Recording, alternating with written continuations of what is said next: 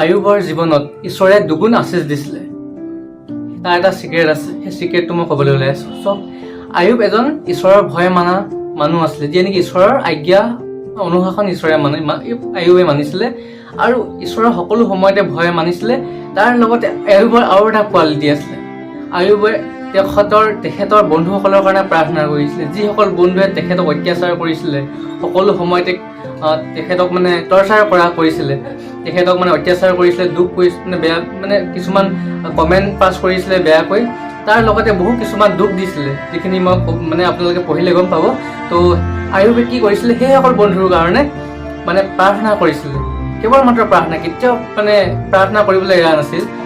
আৰু সেইটো কাৰণে আয়ুবে তেখেতৰ প্ৰাৰ্থনাৰ ৰিপ্লাই পাইছিল আৰু ঈশ্বৰে বহু গুণ আশীষ দিছিল। ঠিক সেইদৰে আমাৰ জীৱনতো আমি যেতিয়া নেকি ঈশ্বৰৰ ৰাস্তাত যাওঁ, আমাক ভাল বেয়া কোৱা মানুহ বহুত আমি পাওঁ।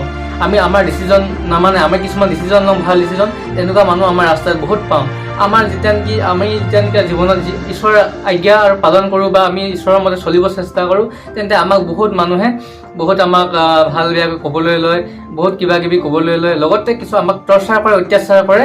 কিন্তু আমাক যীশু খ্ৰীষ্টই কি কৰিছে, আৰু আয়ুবে কি কৰিছিলে, প্ৰাৰ্থনা কৰিছিলে। যেতিয়া নেকি আয়ুবে প্ৰাৰ্থনা কৰিছিলে, ঠিক সেইদৰে আয়ুবে তাৰ প্ৰাৰ্থনাৰ ৰিপ্লাই বা ঈশ্বৰৰ পৰা ৰেছপন্স পাইছিলে। ঠিক সেইদৰে যীশু খ্ৰীষ্টই কি কৈছে, তুমি প্ৰথমে প্ৰাৰ্থনা কৰা। যিয়ে নেকি তোমাক অত্যাচাৰ কৰিছে তাৰ কাৰণে প্ৰাৰ্থনা কৰা, তোমাক শত্ৰুক প্ৰেম কৰা, তুমি প্ৰাৰ্থনা কৰা, তেতিয়া তুমি মোৰ সন্তান হ'বা বুলি কৈছে। আৰু যীশু খ্ৰীষ্টই কৈছে যে আমি জানো, আমি খ্ৰীষ্টান মানুহ হিচাপে আমি এটা কথা ভালকৈ জানো, আমাৰ জীৱনত আমি জীয়াই থাকিবৰ কাৰণে এটা আহিলাই হৈছে, যিটো আহিলা হৈছে প্ৰাৰ্থনা, দ্বিতীয়টো হৈছে ঈশ্বৰৰ বাণী।